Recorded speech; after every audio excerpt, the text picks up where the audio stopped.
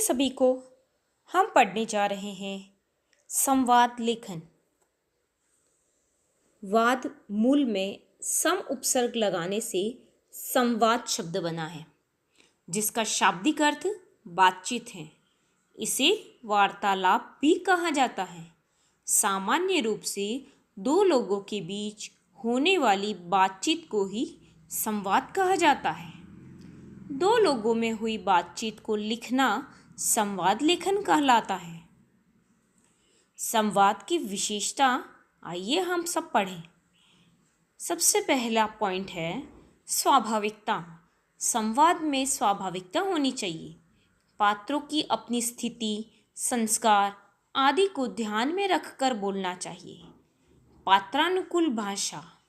संवाद में भाग ले रहे छात्रों की भाषा उनकी शिक्षा, आयु आदि के अनुरूप होनी चाहिए। एक शिक्षित और उसके साथ संवाद कर रहे अनपढ़ की भाषा में संवाद प्रभावशाली होना चाहिए। प्रभावशाली शाली संवाद को बोलने की शैली प्रभावशाली होनी चाहिए। सुनने वाले पर संवादों का असर होना चाहिए। जटिलता से दूर होना चाहिए। ऐसी जटिल क्लिष्ट भाषा नहीं होनी चाहिए जो सुनने वाला या पढ़ने वाला आसानी से समझ न पाए और यथोचित उत्तर न दे पाए। संवाद की भाषा में शालीनता अवश्य होनी चाहिए। इसमें अशिष्ट भाषा के लिए कोई जगह नहीं होनी चाहिए। आइए देखें संवाद लेखन में ध्यान देने योग्य कुछ विशेष बातें। संवाद की भाषा सरल तथा सहज होनी चाहिए। संवाद लेखन में सरल तथा छोटे छोटे वाक्यों का प्रयोग करना चाहिए। भाषा सुनने वाले के मानसिक स्तर के अनुरूप होनी चाहिए। संवाद लेखन में किसी एक पात्र के कथन को बहुत लंबा नहीं खींचना चाहिए। भाव विचारों की पुनरुक्ति से बचना चाहिए। संवाद लेखन के अंत में एक बार पढ़कर उसे दोहरा लेना चाहिए ताकि अशुद्धियों का निराकरण किया जा सके। आइए पढ़ते हैं कुछ उदाहरण। दो मित्रों का संवाद।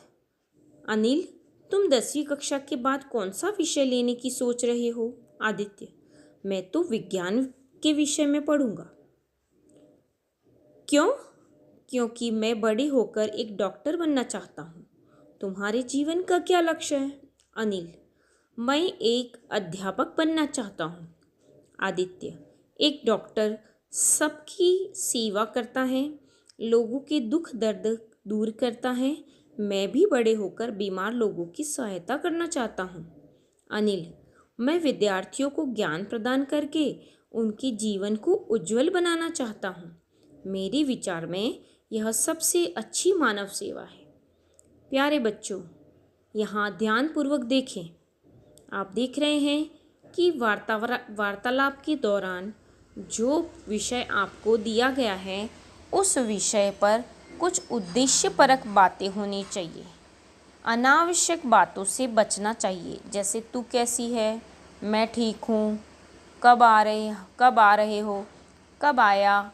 ऐसे सेंटेंस से यानी वाक्यों से बचें जिससे उद्देश्यपूर्ण वाक्यों में संवाद पूरा किया जा सके।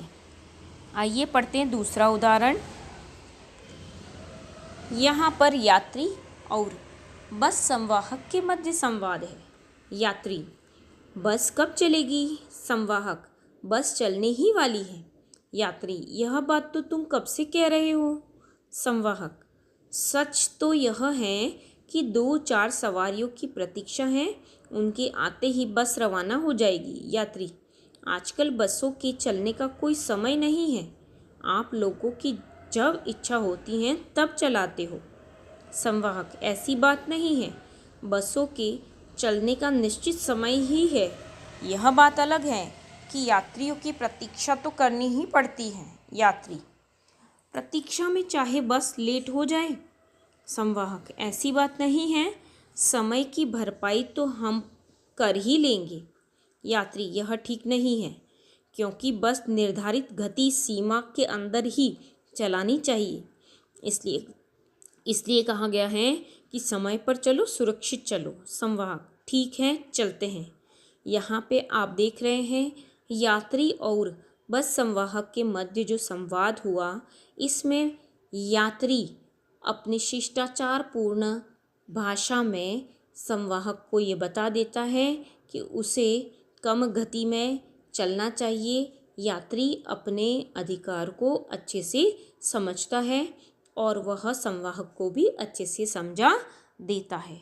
चूँकि संवाहक ये समझता है कि सही में समय पर गाड़ी उठनी चाहिए और समय पर पहुंचनी चाहिए, साथ ही बस की गति सीमा निर्धारित होनी चाहिए, निश्चित समय में होनी चाहिए, स्पीड में नहीं होनी चाहिए। तो ये है यात्री और बस संवाहक के बीच में संवाद जो उद्देश्यपूर्ण है। एक और संवाद लेखन यहाँ पर का उदाहरण देखेंगे हम। अमित और सुमित दोनों बातें कर रहे हैं, दोनों मित्र हैं। 10वीं कक्षा की परीक्षा समीप आ रही है। सुमित, हाँ, इस बार अधिक ध्यान देकर पढ़ाई करनी पड़ेगी। अमित, हाँ, बोर्ड की परीक्षा है, विस्तार से पढ़ना पड़ेगा। सुमित, मैं तो प्रतिदिन सुबह जल्दी उठकर पढ़ूंगा, उस समय ध्यान केंद्रित करना संभव है। अमित, मुझे तो रात को देर तक पढ़ने की आदत है, उस समय शांति होती है और पाठ आसानी से याद हो जाता है।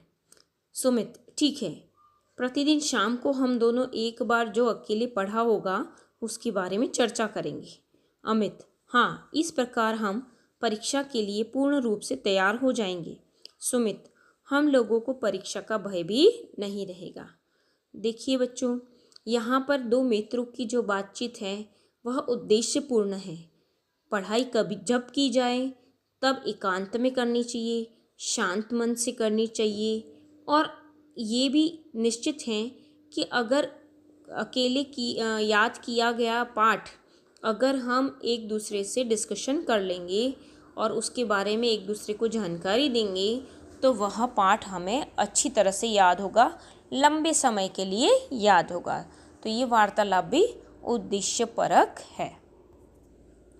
एक और उदाहरण देखेंगे हम, अध्यापक और शिष्य के बीच में वार्तालाप।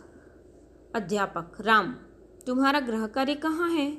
राम, सर, मैं अपना गृह कार्य नहीं कर पाया हूँ। अध्यापक, क्यों नहीं किया? राम, कल मेरे घर पर एक कार्यक्रम था जिसके कारण मैं अपना गृह कार्य नहीं कर पाया। अध्यापक, इसका मतलब तुम्हारे लिए पढ़ाई से ज़्यादा और काम अधिक ज़रूरी है। राम, मैं आपसे क्षमा मांगता हूँ, मैंने अपना गृह कार्य नहीं किया, परंतु आज के बाद आपको शिकायत का कोई मौका नहीं मिलेगा। अध्यापक, ठीक है, मैं तुम्हें एक मौका और देता हूँ, कल अपना गृह कार्य पूरा करके लाना। राम, धन्यवाद सर। तो देखा आपने संवाद कैसे होने चाहिए, कैसी भाषा होनी चाहिए, व्यक्तियों के बीच में कितना मध्य गैप है और कैसे व्यक्तियों के साथ आपकी बातचीत हो रही है, उस हिसाब से आपकी शिष्टाचार युक्त भाषा होनी आवश्यक है। आज के लिए इतना ही, अगली कक्षा में फिर से मिलेंगे। तब तक के लिए स्वस्थ रहें, मस्त रहें। धन्यवाद।